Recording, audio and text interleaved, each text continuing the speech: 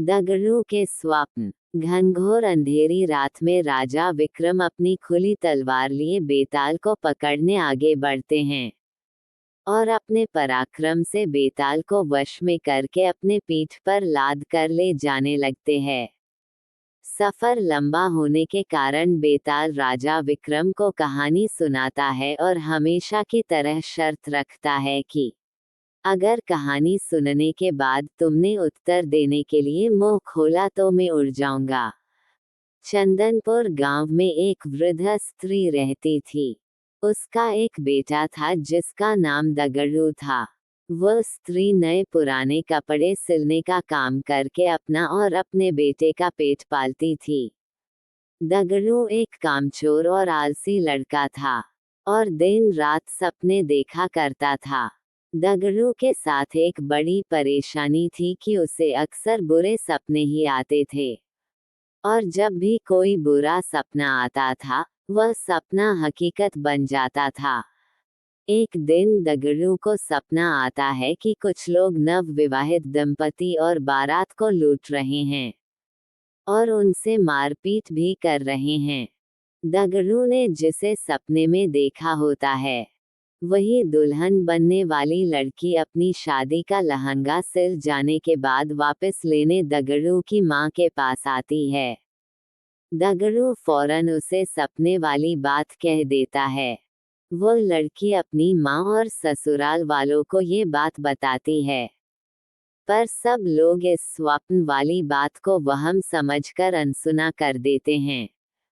शादी के बाद जब वर वधू बारात के साथ जा रहे होते हैं तब सपने वाला वाकया सच में घटित हो जाता है और इस पूरी घटना में दगड़ू पर आरोप लगते हैं कि वही लुटेरों से मिला होगा, वरना उसे कैसे पता चल सकता है कि ऐसा ही होगा। और शक की बिना पर सारे लोग मिलकर दगड़ू की खूब पिटाई करते हैं। इस घटना के कुछ दिनों बाद एक रात दगड़ू को सपना आता है कि मोहल्ले में रह रही चौधरान का नया मकान गृह प्रवेश के दिन जलकर खाक हो जाता है। तभी अगले ही दिन चौधरान उस मकान को बनवाने की खुशी में लड्डू लेकर दगड़ू की मां के पास पहुंचती हैं और गृह प्रवेश समारोह के दिन जलसे में आने का न्योता देती है। वहीं पर सपने की बात दगड़ू फौरन अपनी मां से और चौधरान से कह देता है। चौधरान गुस्से से लाल पीली हो जाती है और उल्टा दगड़ू की मां को ही कहने लगती हैं कि तुम्हारा बेटा ही काली जुबान वाला है और उसके बोलने से ही सबके साथ अनर्थ हो जाता है। चौधरान गुस्से में जली कटी सुनाकर मां बेटे को भला बुरा कहकर वहां से चली जाती हैं। गृह प्रवेश समारोह के दौरान कोई घटना ना हो इसके लिए पक्के इंतजाम किए जाते हैं, पर फिर भी किसी ना किसी तरह आग की चिंगारी चौधरान के भव्य मकान के पर्दों में लग जाती है और देखते देखते रौद्र रूप धारण करके पूरा मकान जलाकर खाक कर देती है। चूंकि दगड़ू इस बारे में पहले ही बोल चुका था इसलिए सब उसे काली जुबान का बोल उस पर टूट पड़ते हैं और उसे मारकर गांव से निकाल देते हैं। दगड़ू समझ नहीं पाता है कि लोगों को सच सुनकर उसी पर क्रोध क्यों आता है। खैर, दगड़ू एक दूसरे राज्य चला जाता है जहां उसे रात की पहर में महल की चौकीदारी करने का काम मिल जाता है।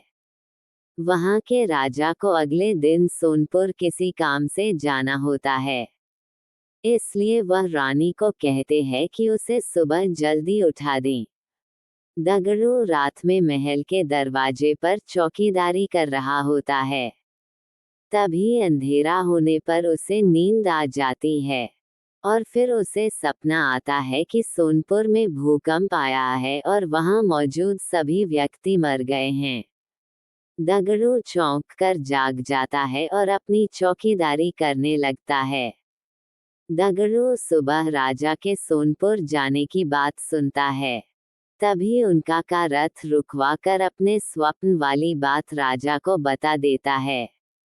राजा सोनपुर जाने का कार्यक्रम रद्द कर देते हैं और अगले ही दिन समाचार आता है कि सोनपुर में अचानक भूकंप आया है और वहां एक भी व्यक्ति जीवित नहीं बचा है। राजा तुरंत दगड़ू को दरबार में बुलाकर सोने का हार भेंट देते हैं और उसे नौकरी से निकाल बाहर करते हैं। आगा इतनी कहानी सुनाकर बेताल रुक जाता है और राजा विक्रम को प्रश्न करता है कि बताओ राजा ने दगड़ू को पुरस्कार क्यों दिया, और पुरस्कार दिया तो उसे काम से क्यों निकाला। राजा विक्रम उत्तर देते हैं कि दगड़ू ने अमंगल स्वप्न देखकर उसका वृतांत बताकर राजा की जान बचाए, इसलिए उसने दगड़ू को पुरस्कार में सुवर्णहार दिया। और दगड़ू काम के वक्त सो गया, इसलिए राजा ने उसे काम से निकाल दिया। बेताल अपनी शर्त के मुताबिक राजा विक्रम के उत्तर देने के कारण हाथ छुड़ाकर वापस पेड़ की ओर उड़ गया।